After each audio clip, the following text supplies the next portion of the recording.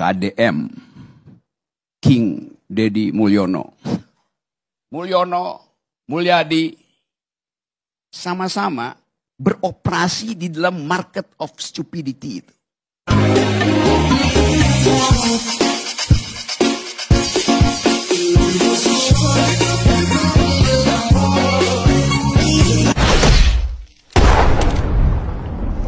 Di Bandung mungkin 2 bulan lalu itu ada orang minta saya satu panggung dengan KDM, King Deddy Mulyono.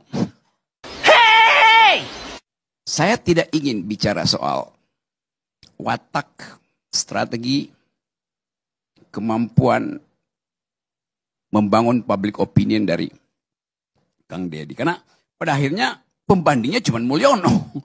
Kan dari tadi Anda ngomong begitu. Kenapa pembandingnya nggak Bung Karno misalnya coba? Atau Bung Karno juga bicara hal-hal yang retorik. Tetapi dengan logika yang kuat gitu. Sehingga bisa dibantah. Retoriknya selamat, logiknya selamat. Jadi samar-samar saya mulai melihat bahwa yang berbahaya sebetulnya bukan Deddy Mulyadi, Yunto Mulyono. Tetapi penonton Mulyono dan penonton Deddy Mulyadi sama. Itu soalnya. Nih ada Armando. Bicara tentang mengajar teori komunikasi itu. Di dalam teori komunikasi ada satu prinsip yang menerangkan bagaimana orang mengkonsumsi kedangkalan gitu. Apa namanya deh ya?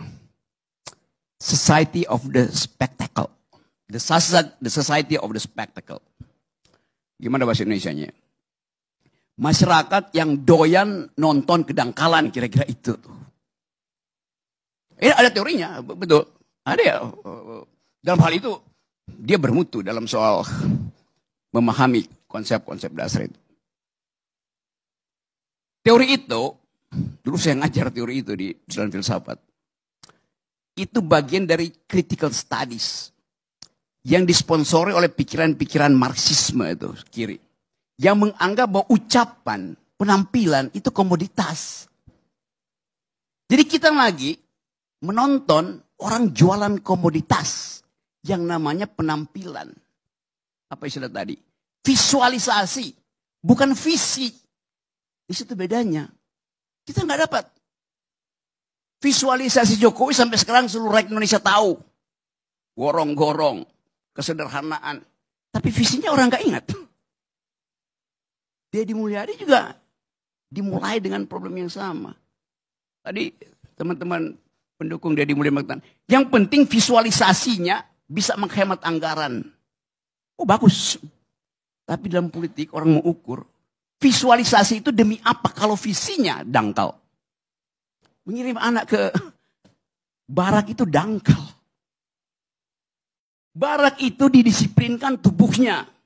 Kalau kita belajar teori-teori disciplinary society oleh Michel Foucault misalnya. Fungsi barak militer mendisiplinkan tubuh. Bukan mengajak orang berpikir. Apa istilahnya deh? The docile body. Tubuh yang didisiplinkan. Yang ditekuk, dibentuk. Anak itu nakal karena kreativitasnya bertumbuh. Diperlukan pedagogi. Yang dihasilkan oleh Deddy Mulyadi ada demagogi itu. Kirim ke barak itu. Kenapa nggak Gibran dikirim ke barak?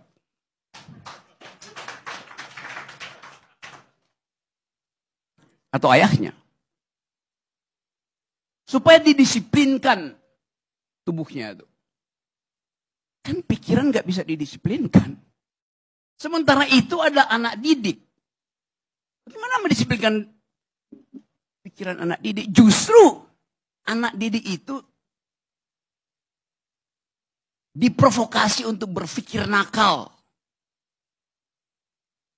Itu formative years-nya di situ kok. Pikiran kita itu dibentuk di dalam usia 5, 7 sampai 13 tahun. Di situ kenakalan itu fungsinya kreatif. Ya tentu aja ada mak-mak yang oh bagus anak gue masukin di situ tuh. Supaya berharap setelah masuk barak langsung dilantik jadi mayor. Lalu dalam 2 bulan jadi letkol.